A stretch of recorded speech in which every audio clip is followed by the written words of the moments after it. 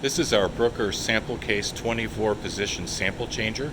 We have one position, 24, reserved for a test sample that runs through the spectrometer early every morning, so there are 23 user accessible positions.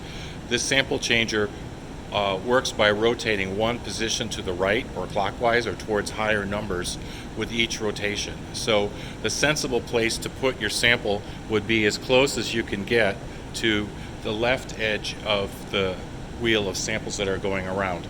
We have a table to the left of the spectrometer, and we keep our batch of 24 of the blue Brooker automation spinners there and the depth gauge. When you want to put in a sample, you simply carry it over to the rack and put it in this position.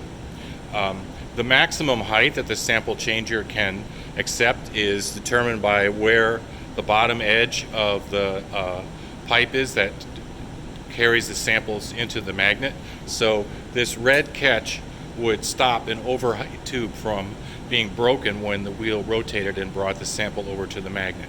You can put a standard 7-inch tube in there, a standard 8-inch tube, a standard Shigemi tube, and you can use J. Young tubes if they are either cut down by our glass blower or custom ordered to be low enough to go under the deck, and we have ordering information for how you would get a J. Young tube like that from the various vendors.